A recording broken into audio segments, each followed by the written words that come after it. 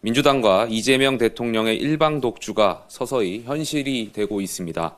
어제 민주당은 끝내 법사위원장과 예결위원장을 일방적으로 정하더니 오늘은 본회의를 강행하겠다고 합니다. 핵심 권한을 몽땅 틀어쥐고 단 한 개도 내놓지 않겠다는 것입니다. 국민의힘이 법사위원장과 예결위원장을 요구하는 이유는 단 한 가지입니다. 그 자리가 행정부와 입법부 사이에 마지막 견제선이기 때문입니다. 이재명 대통령은 어제 이렇게 말씀하셨습니다. 정부가 가는 길이 바른 길인지 점검하고 함께 검토해 주는 것이 의회의 기능이라고 말입니다. 맞는 말씀입니다. 그러나 그 말씀을 민주당은 하루도 안 되어서 뒤집어 버렸습니다. 17대 국회 이후 국회의장은 제1당, 법사위원장은 제2당이 맡아왔습니다.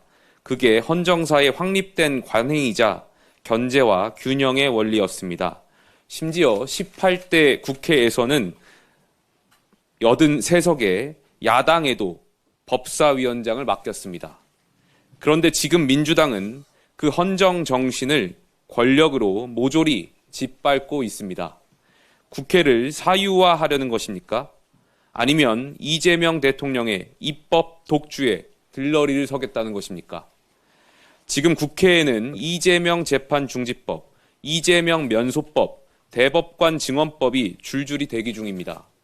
이 법안들이 통과하면 법은 권력을 보호하는 방탄막이 됩니다. 법의 이름으로 불의가 판치는 세상이 되는 것입니다. 이것이 바로 국민들께서 우려하는 입법 방탄입니다. 예결위원회 역시 마찬가지입니다.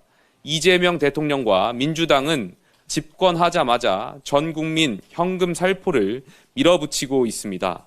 재정이나 미래세대 부담은 뒷전이고 오직 표 계산만 앞서고 있습니다.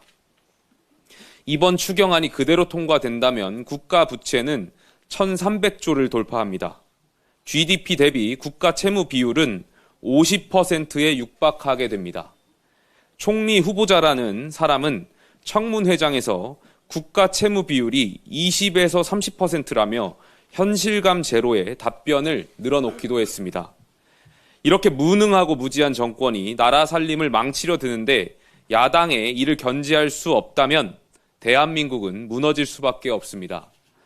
이번 대선에서 이재명 대통령은 과반의 득표를 얻지 못했습니다. 국민의 절반 가까이는 야당의 균형추를 기대한 것입니다. 이를 의식해서인지 대통령은 취임 일성으로 통합을 언급하셨습니다. 하지만 민주당은 독식하려고 혈안이 되어 있습니다. 대통령의 말씀은 협치인데 민주당의 행동은 독점입니다. 민주당은 협의 한마디 없이 주요 상임위원장을 일방적으로 내정했습니다. 야당은 철저히 배제됐고 민심은 철저히 무시됐습니다.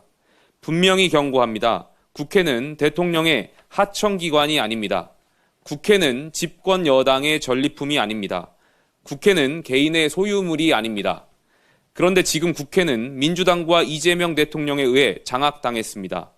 정치의 기능은 실종됐고 국회의 존재 이유는 사라졌습니다. 이재명 대통령께서 어제 국회에서 야당에 잘 부탁드린다, 적극 소통하겠다고 말씀하셨습니다. 그러나 그 말씀은 하루도 지나지 않아서 허언이 되었습니다. 야당과의 협치를 말씀하시면서 실제로는 권력을 독식하고 야당의 고언은 흘려듣고 국민을 앞세워 포퓰리즘을 밀어붙이는 것, 이것이야말로 양두구육의 전형입니다. 민주당은 지금이라도 권력 독점의 길을 멈춰야 합니다. 지금 국회는 국민의 국회가 아닙니다. 국회를 다시 국민의 손에 돌려놓아야 합니다. 이를 위해 우리는 결코 물러서지 않겠습니다. 타협 없는 독주는 폭주입니다. 그리고 그 폭주는 반드시 국민의 심판을 받게 되어 있습니다. 존경하는 선배 동료 의원 여러분, 지금 이 순간에도 국민은 국회를 지켜보고 계십니다. 우리는 국민이 부여한 견제와 균형의 책무를 다해야 합니다. 민주당의 독주를 막아내는 것, 그것이 지금 우리가 싸워야 할 이유입니다. 우리 모두 한마음으로 물러섬 없이 결연하게 싸워 나갑시다. 감사합니다.